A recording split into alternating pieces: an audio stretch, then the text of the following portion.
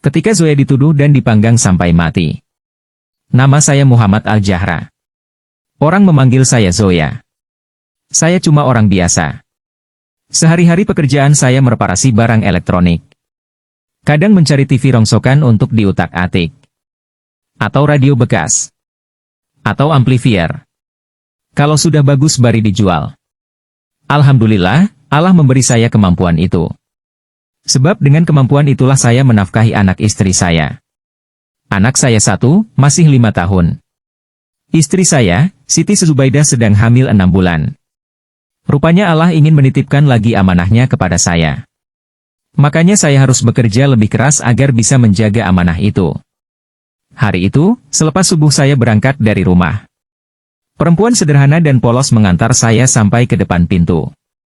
Seperti biasa, dia melepas saya dengan mencium tangan. Mungkin juga dengan sebaik doa semoga ada rezeki halal yang bisa kubawa pulang. Allah memang maha baik.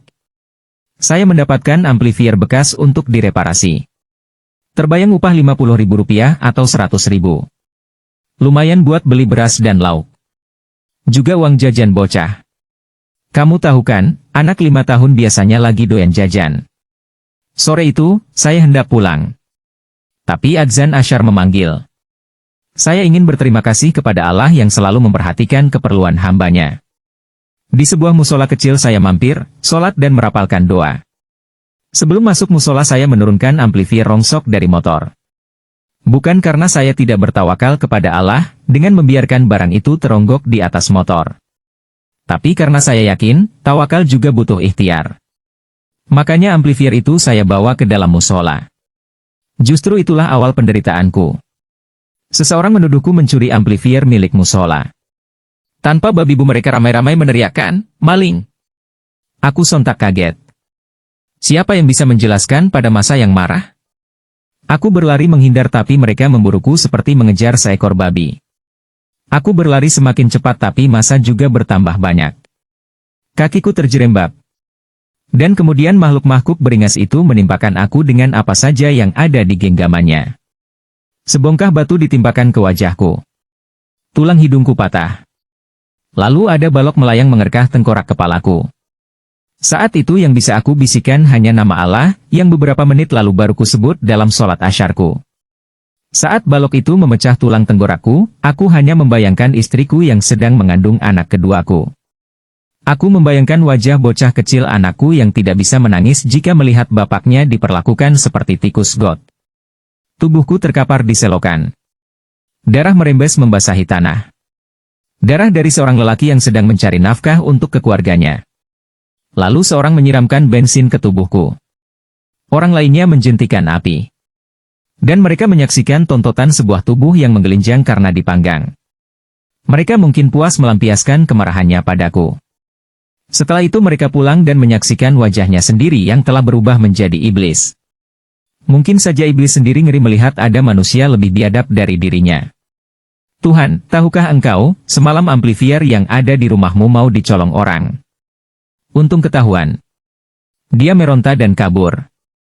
Kami mengejarkannya seperti memburu tikus got. Dia sih, mengaku bukan pencuri. Tapi buat apa kami dengar omongannya?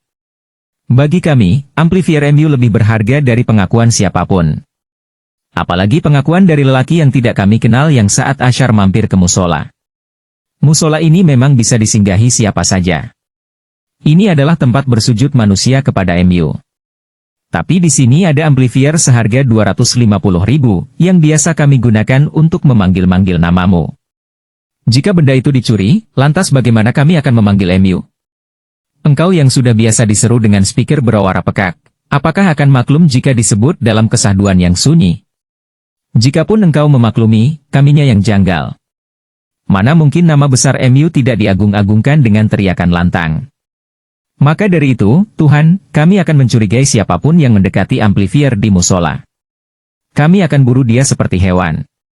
Ya, Tuhan kami tahu engkau tidak mampu menjaga amplifier milik MU sendiri. Lantas kalau bukan kami yang menjaganya, siapa lagi? Tuhan kami, yang maha perkasa, izinkan kami jadi algojomu demi menjaga amplifier MU. Izinkan kami mencurigai orang yang keluar dari musola membawa amplifier. Akhirnya orang itu kami gebuki ramai-ramai. Seseorang dari kami menyiramnya dengan bensin. Lalu menjentikan korek api ke tubuhnya. Dia kelojotan dan mati. Tapi api yang kami sulutkan ke tubuhnya, tidak sepanas api nerakamu, bukan? Mungkin begitulah nasibnya. Itu semua kami lakukan karena kami hanya hendak menjaga amplifier milik MU. Ketika kami tahu ternyata dia bukan pencuri, bagaimanakah kami bisa mengobati hati yang tiba-tiba terluka dalam penyesalan? Bagaimanakah kami bisa menghapus bayangan seorang lelaki yang tubuhnya menggelepar di lalap api? Nama saya Alif, usia 5 tahun. Bapak saya mati dibakar orang sehabis sholat Asyar. Dan masa depan saya juga ikut terbakar. Dan orang-orang masih bisa tertidur nyenyak setelah menyaksikan tubuh bapak saya menggelinjang dalam kobaran api dari layar ponselnya. Nama kita entah siapa. Yang kita tahu betapa mengerikan hidup di tengah makhluk-makhluk buas ini. Dari kisah ini membuktikan bahwa pepatah yang mengatakan fitnah itu lebih kejam dari pembunuhan itu memang benar. Selamat jalan dan semoga tenang di sana pahlawan keluarga.